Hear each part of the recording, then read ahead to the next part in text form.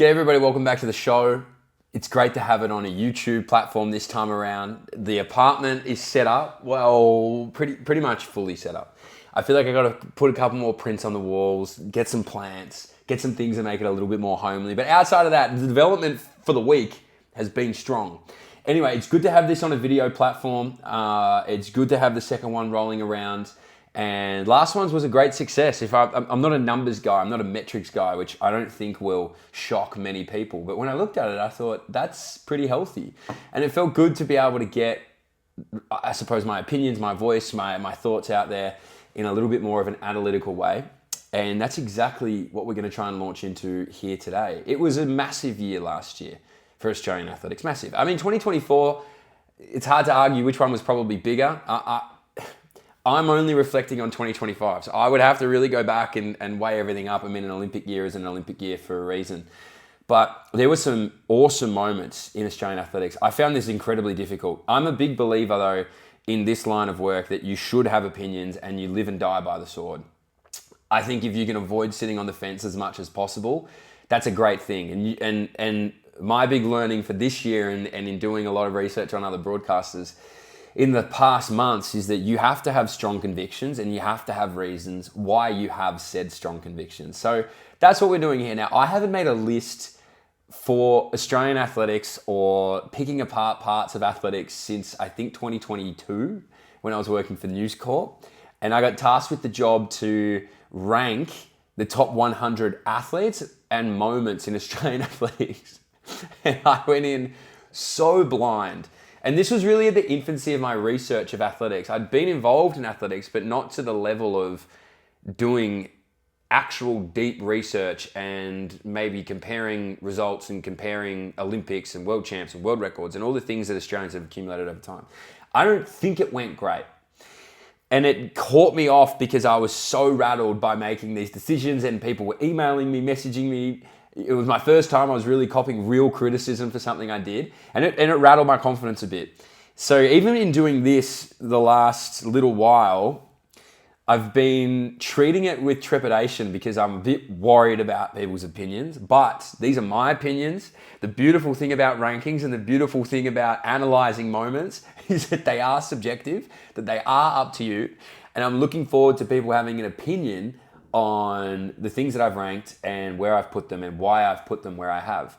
Like I said, a big year in terms of championship racing, but also equally a big year in terms of national records. We were inundated with new records. We were inundated with a couple of world records as well, which speaks volumes to the depth of Australian athletics. And we were seeing it from the older ages to the younger ages. And a lot of our attention, it felt like last year, was placed in the younger athletes, and that was based off a lot of the gout hype, which was very, very warranted given what he was able to do on the track. But we also saw some outstanding results across the board. Now, I've also tried to keep this very broad, and in keeping it very broad, I've got my top 10 moments of 2025, and I've also got some honorable mentions because it was impossible to just leave it at 10. I felt like I was doing a disservice to athletics and to the athletes and to the moments that we saw by not having honorable mentions in there. Now, these were all close to the top 10. In fact, I probably could have made another list of 10 that would have been honorable mentions. There was that much going on, but it's like asking your parents who your favorite child is. You know deep down that they've got it, they just don't want to say it. I'm going to tell you who my favorite child. That's a weird analogy. That's not the analogy I want to go with. Okay, it's like, it just says pick. It basically, I said, Mitchell, pick your moments. So I'm going to get into it because I want to keep these podcasts relatively brief because I'm known to ramble. But let me hit you with some honorable mentions of last year, of what I thought were key moments. I'm going to start with Izzy Doyle, a fantastic year, a world championship year, another time on a team, but also 2 records last year, both on the roads. That 10K road record in Tokyo was amazing. Now, she'd run one in Spain, you remember before, but it was a downhill course. It didn't count, so that couldn't be counted as a record. But 30:44 in Tokyo, an enormous result for Izzy Doyle, who, again, I talked about Leanne Pompiani last week in terms of level of toughness in racing. Izzy Doyle would be very much so on par. In fact, our road racing women are all incredibly tough racers. But Izzy Doyle in that road 10K, was able to eclipse a huge marker, gets that national record officially ticked off. 33 seconds she shaved off whose record but Benita's, of all people.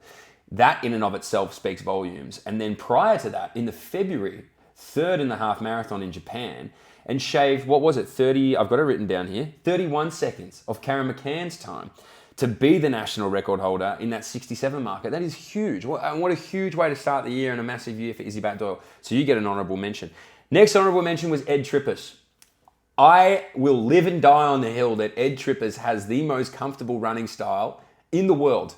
If you could emulate someone's running style, if you could reconstruct somebody to run a particular way, it would be to run like Ed Trippus. But Ed Trippus has always, to me, just been on the edge, on the verge of realizing this huge potential. He had a great NCAA career. He came out of the NCAA, was finding his feet. And 2024, I thought, was Ed Trippus' year.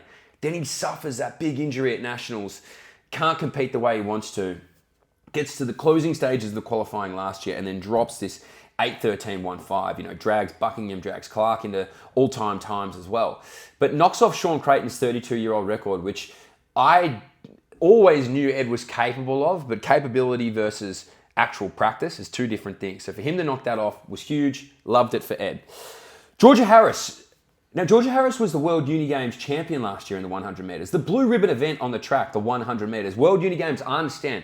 People don't give it maybe the credit and the cachet that sometimes it deserves. Some of the events aren't quite as strong as other events. I don't care. Anytime you win a gold medal in the 100 meters, I don't even care if it's at a diamond league. It's significant. It is the most sought after event on an athletics track. So for Georgia Harris, 11.44 I think was the winning time in the end.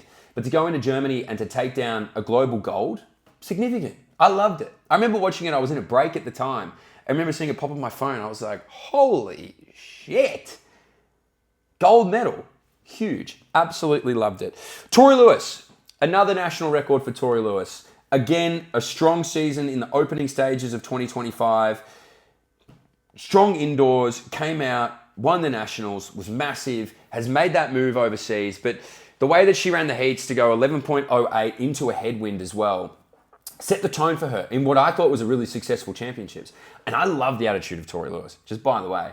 I love the level of frustration that comes from her not living up to a standard that she set for herself. That is ultimate professionalism, ultimate respect to the sport, ultimate respect to her craft for me. But Tori Lewis's heats at the World Championships and breaking that national record was amazing to watch live and amazing to watch unfold. So again, honourable mention for me. Kai Robinson. You could pick two Kai Robinson moments, I think. You could pick his World Indoors bronze.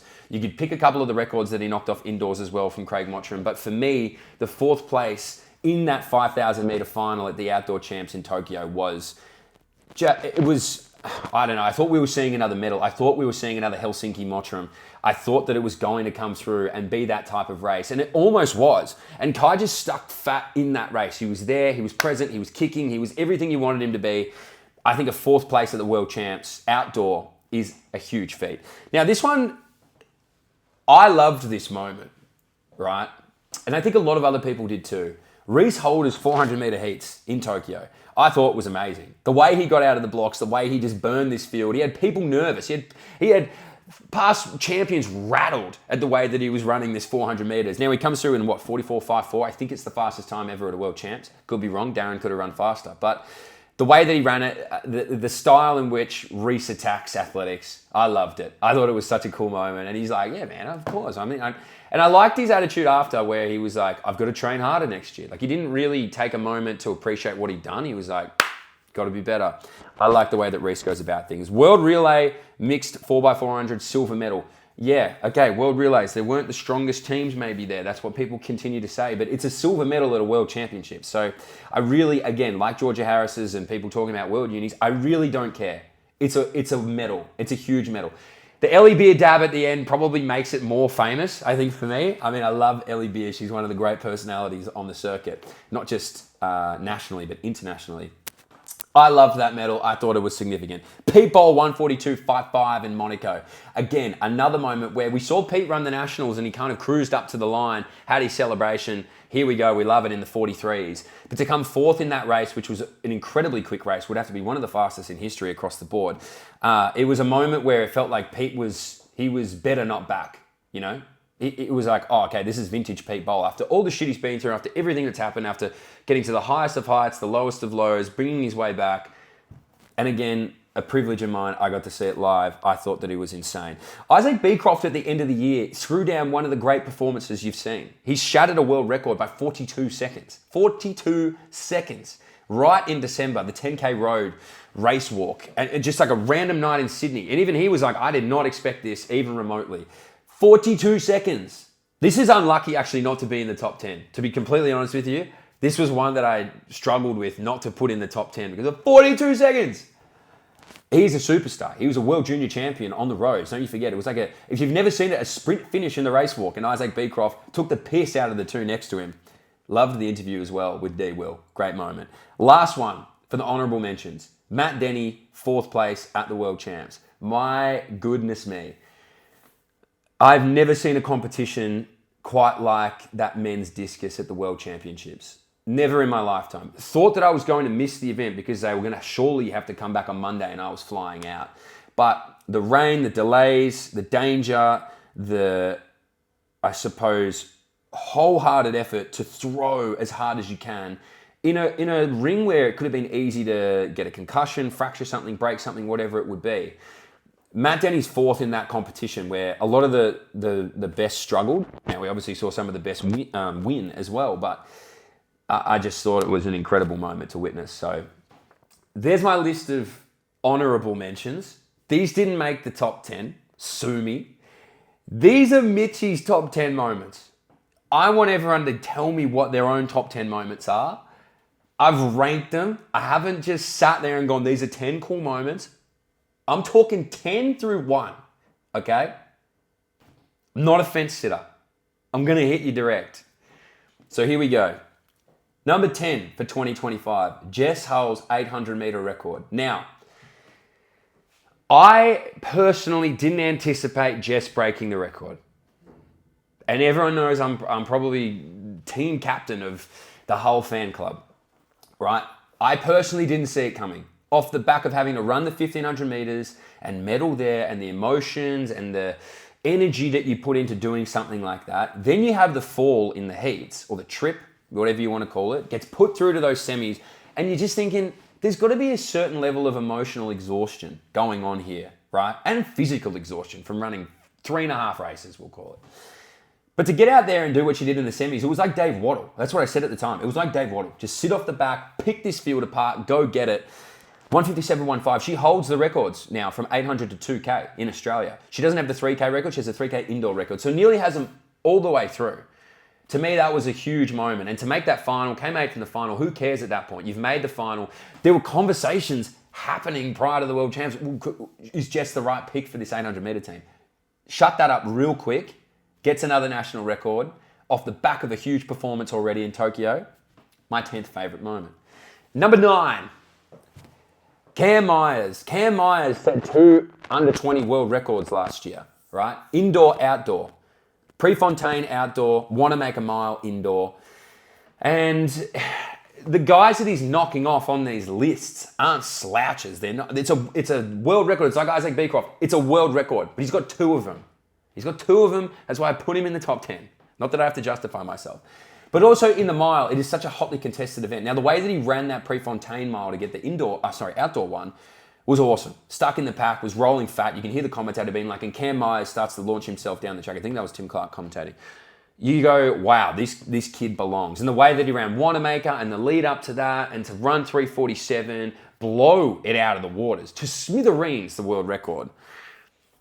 We always knew what Cam Myers could do. We always knew what Cam Myers could be. No one's ever questioned the talent level. No one's ever questioned, oh, is this going to be a flash in the pan?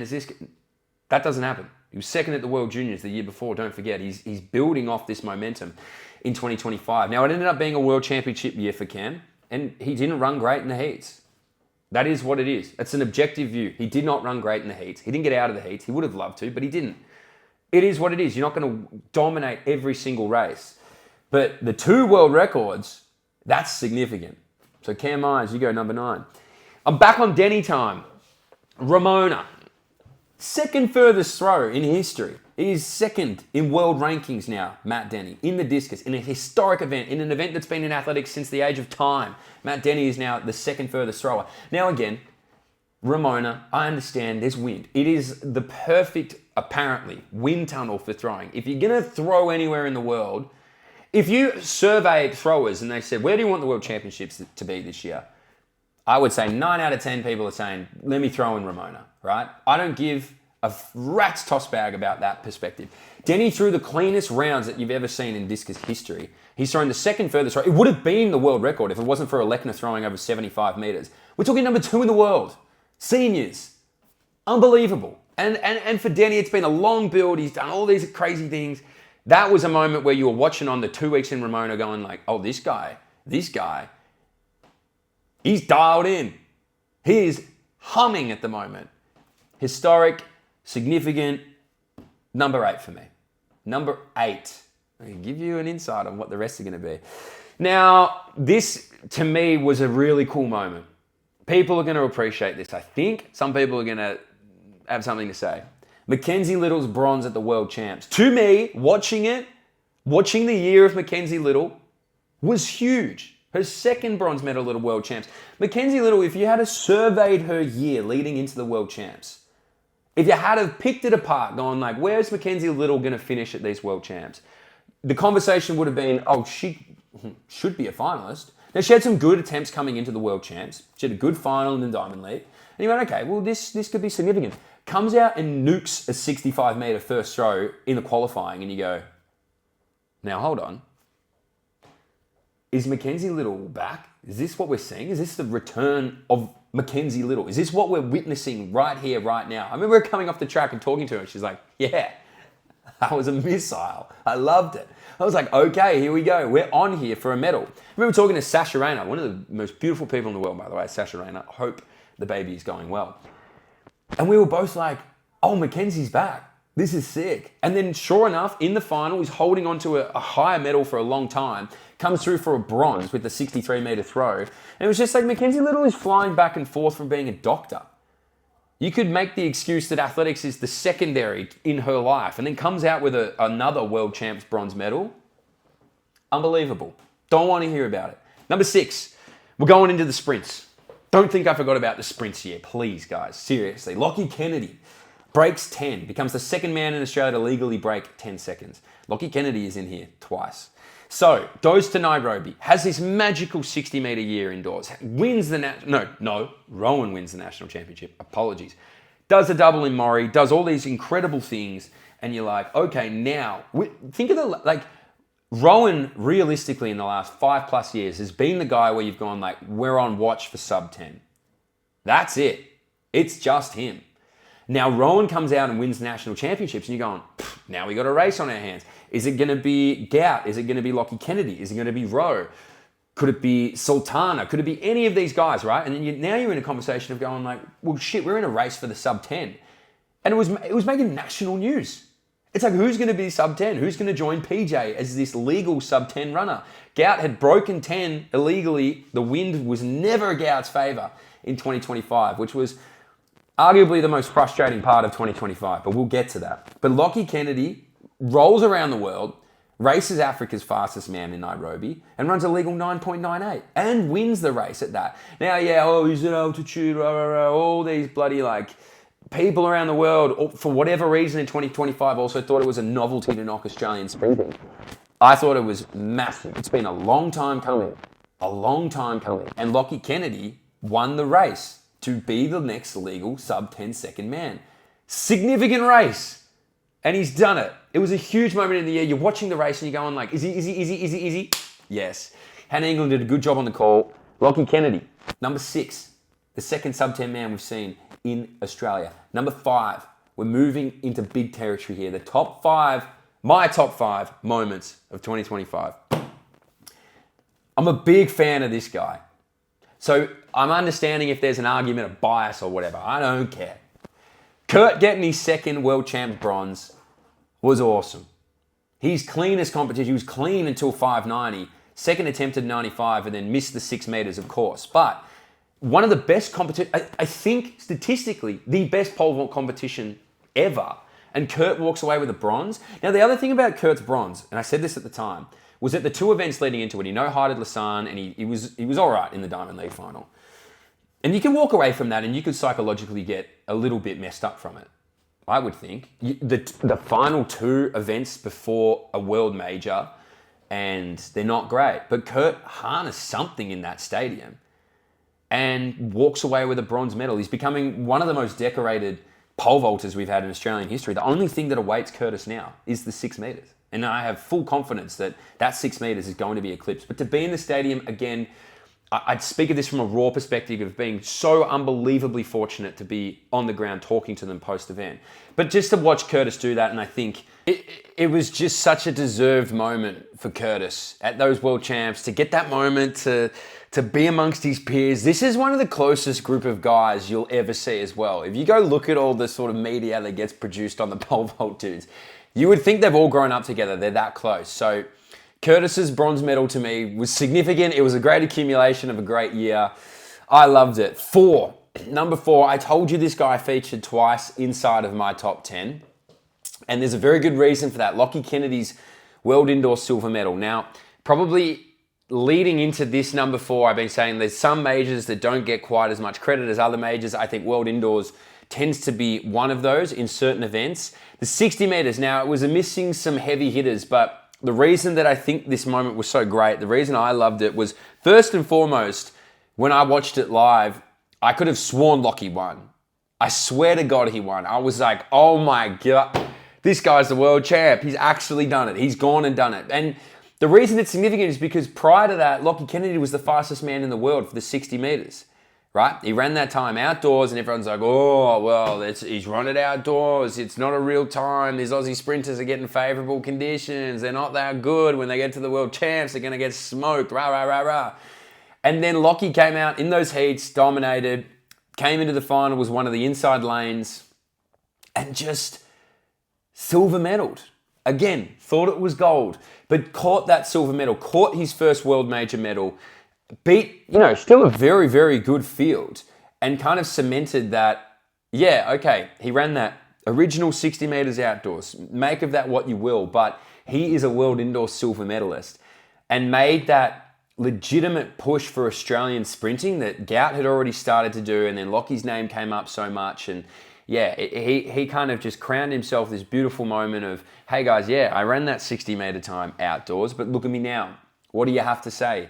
Over here in China, I've got a silver medal around my neck and a silver medal that I so deserve. It was unfortunate that he got injured into that outdoor season at the back of the Prefontaine, because I think he would have done something pretty cool at those World Champs. Possibly, that World Champs final was loaded. Possibly a finalist.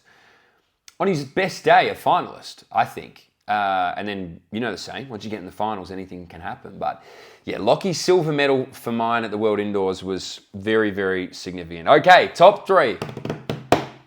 Top 3, Mitchie's favourite moments from 2025. Again, my favourite moments from 2025. I'll stand on business 10 toes down on this one.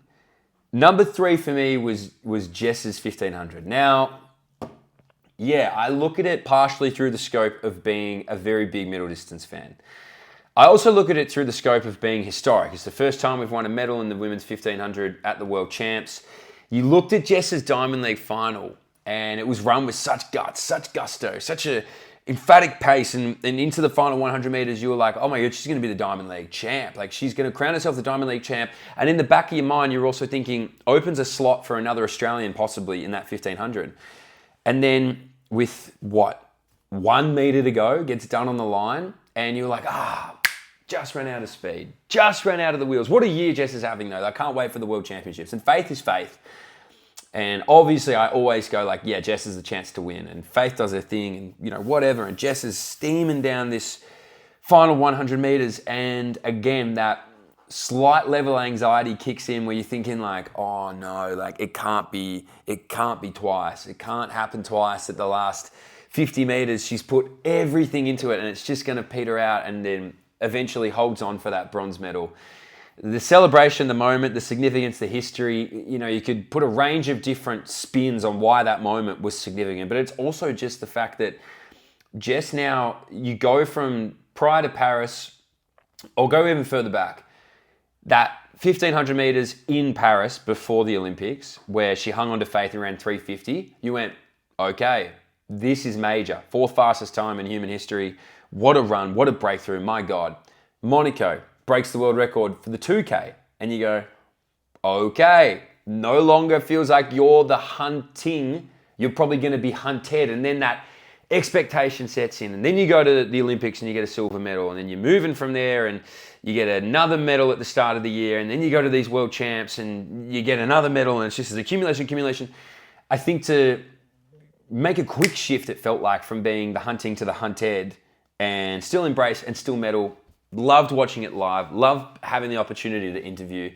And yeah, a piece of history that was incredibly significant, I think, in 2025. Number 2, Gout Gout.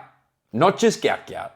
Not just the kid. Not just these sporadic moments of excellence that we saw throughout 2025. I'm gonna specifically give you the Gout Gout moment for me in 2025. And it had to be the 19.84. How could it not be? How could you not watch a 17-year-old Australian rip through Perth on the third time of asking as well? Don't forget, there was 2 false starts before that. He sat he sat in the blocks. He made sure he was safe. He made sure he did all these things. The significance of that, and again, the stupid wind reading. I'm telling you, there was no other illegal time, I swear to God, for 30 minutes around Gout. And then all of a sudden, this third time of asking in the final, he gets a 2.2. And you're like, oh, come on. But to watch him do what he did, to watch him sort of, all the conversations begin to happen. Excuse me, it morphed into a different bloke there. All these conversations are happening around him. Oh, is he the next Usain Bolt? Oh my, he's been training with Noah Lyles. Oh, he's going to be this, he's going to be that. He's going to be the greatest thing we've ever seen. He's not that good. Oh my God, are we putting too much pressure? All this narrative, all this conversation happening around a 17-year-old who's probably preparing for his exams at the same time. And I think to come to Perth, he ran the under 20, 100 meters, again, broke 10 with the wind, which also could have been on this list. I mean, you can put these hand in hand, really, if you want to. But the 19.84, I can see the race. I can see it in my head. I've honestly, it's such a great race. And I remember him just gets the inside shoulder of Oos, and then you can see Aiden Murphy's working off Oos. And then that last 90 meters, he enters the straight, and then it just that 10 meters, and then just bang, gone. And you're watching, wondering what's going to happen. For me, again, probably a reason why I rank this so highly isn't just because he's 17 and it's so significant and he's a superstar, and every superlative you could probably mention for Gout Gout is relevant to this situation. But I suppose for me, in terms of my listings, it was for my career, it was the greatest thing I've ever had the privilege to call live and be given and be trusted to do that from Seven and everybody around me was a really proud moment for me personally, but just to watch it and get to do the call and get to be just like, when you're calling, you're so in the moment. Your senses are hyperactive. You're so aware of what's happening, because for me, I don't tend to plan too much beforehand. I like to just be in the moment, watching, witnessing, seeing, verbalizing what I'm seeing. You can't, don't predict it, call it, be in it is always sort of my theory. And to be in that and to just be so enamored by what's happening, to watch the gate open up, to know that that's predictable with 50 meters to go, and then see the clock hit 19.84, the celebration, the moment, the reaction, sold out crowd in Perth, flooded in there to watch that was so unbelievable. And it was my second favorite moment of the year. And it was early-ish in the year, but it just, there was unbelievable. I'm so excited for what 2026 has in store. He's done with school now. I'm not sure what his travel plans are, racing plans are. I tend to just leave that be. I don't really press it. I think you just find out when you find out. But that was number 2 for me in 2025, okay? Number 1, and for mine, there's nothing else that could be number 1 in 2025. There is nothing else that could be the best moments of 2025. And it's a broad one, and for a reason. 2025's greatest moment, 2025's greatest thing was Nicola Olaslagas. By the length of the Flemington Straight, she was the best thing of 2025.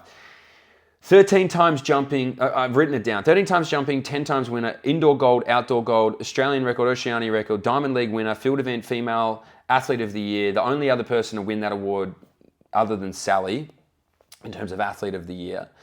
The high jump final at the World Outdoors was, even in and of itself, it's in the same conversation as what the men's discus was, because it was happening at the same time. They had the same issues with rain. You can't jump when it's raining, unless apparently you're in Lausanne, in which case you can do whatever the hell you want. They just let them jump in a monsoon. But Nicola was a clean sheet all the way through to 2 meters, right? And got that 2 meter jump in right before this delay, right before this rain, and then went for 202, was jumping against Yaroslava. I don't even like to say that they're rivals, because if you watch them, they're actual friends. They love each other. This women's high jump group is so close, and they all just get around each other. It's a beautiful thing. But Nicola's year was pure dominance on every scale, on every imaginable scale that you could try and predict. If someone dominated the year, Nicola dominated the year. Every award was Nicola's. Every major you could possibly win was Nicola's. Every really big event, she won. She was the World Athlete of the Year. Nicola Olaslagers is a great story, I think, for athletes everywhere, for junior athletes, even our seniors. Like she's won it. She's medaled at everything. She's done so much amazing stuff, and has done it in a way that would make so many Australians proud. She's so herself. She's so lovely. She gives her time, energy, everything to everybody, all the while dominating her event. And it is just a year that will go down in history, I think, is one of, if not the most consistent years that you could possibly have as an athlete. It's a dream year. It's a dream year. Outside of it being in Olympics, it's a dream year. And she just put on her shoulders the expectation of everyone and everything around her. And I don't see 2026 being any different. I think that Australian record goes again, right? And she has so many cracks at it. And that's what I love about Nicola, that she's not afraid to just continue to push the envelope and continue to push to be great in whatever way she deems fit. And right now, I think it's to just continue to jump higher and eventually get that Olympic gold medal. Round it out. Get it all. Why not? Nicola Olaslagers' year was incredible. It was the number one thing of 2025. She was the number one thing of 2025. In a year that was hyped by Gout, who probably also deserves to be number one. I mean, you can put those moments number one if you want, but I would be doing an incredible disservice to the work rate of Nicola Olaslagers if I did that. She is my number one thing of 2025. Number one athlete, number one moments, everything. The whole kit and caboodle is Nicola Olaslagers. So there's my 10. If you want a brief recap of the 10, 10 was Jess's 800 meter record. 9 was Cam Myers' 2 world records. 8 was Denny's number 2 all-time discus throw. 7 was Mackenzie Little's bronze medal. 6 was Kennedy's second man ever under 10 seconds in Australian history. 5 was Curtis's second bronze medal. 4 was Kennedy's silver medal at the indoors. 3, Jess Hull's bronze medal. 2, Gout's unfortunately wind a legal 19.84. And number one moment of 2025 was Nicola Olaslagers. Full stop. I can't give you the exact Nicola Olaslagers moment, just Nicola Olaslagers. That is my top 10 for 2025 in Australian athletics. Now, I'm looking forward to 2026, and as we continue on with this podcast, I will do a lot more for 2026. But it would be remiss of me not to reflect on a year that was so significant for Australian athletics, and for me personally, so significant for me in the events that I was fortunate enough to attend, to be entrusted to call, to be entrusted to interview, to be able to be around from a mix of different media companies. It's been surreal, and this was actually a lot of fun. And let me just stipulate that a lot of these stats and a lot of these numbers and a lot of these moments were actually refreshed to me by Angus at athstats and athletes.au. Without people like Angus, and I truly mean this, my knowledge, my awareness of certain things would be lackluster. And I do a lot of independent research, and that's something as a, I suppose, broadcaster and as a savant of the sport, I'm constantly trying to get better at. But Angus does it consistently. Angus does it so unbelievably well. And I got a lot of this from trackathletes.au. So I like to give credit where credit's due, because I'm not going to try and pretend that this was all me. A lot of these were refreshed from that page. And it is one of the great pages in Australian athletics. And in Australian athletics, we've got so many great podcasts. We've got so many great people that want to be involved in Australian athletics. We're in this really cool spot where everyone's just doing some great stuff. And hopefully we can all champion each other. I think that's the big thing of 2026 for me that I would love to see more of in Australian athletics. Championing one another. No tall poppy, none of this bullshit where you don't want the person next to you to do well. Let's all do well. We have great support. Clearly, we have great athletes. Clearly, we got great moments. But we got a lot of great things happening around us. And I personally want to give a shout out to Angus and all that he does. And I'm sure 2026 is going to be a banger for him. But shout out to you, mate, because I would be partially lost without you. Anyway, that's it for the show today. Thank you so much for listening. I hope you guys enjoyed. I'll be putting a survey on the page to get everybody's opinions on the honorable mentions, top 10s. I'll do a graphic. I'll let it all live there. I'll let it all be there because I like the discussion. I'm not saying that I'm the great messiah of moments in track and field, but as someone, again, who had the privilege of being able to be up close and personal with a lot of these moments, these are the ones that really stuck out to me. So next week we'll be back. We'll go a review over what's been happening around the world. We will do what's coming up in 2026. We'll get some fun things going. But thank you so much for listening, for watching if you're here on YouTube. Reviews, stars, I don't know. I'm still learning this whole process of getting more things out there. Is always welcomed. And you can give me negative reviews. It might take me a day or two to get back to them. I have to check my ego at the door when I get negative reviews, but they're always probably justified in a way. So yeah, anything is recommended. I'm looking forward to this year, and big love as always from me. Thanks for listening to the show.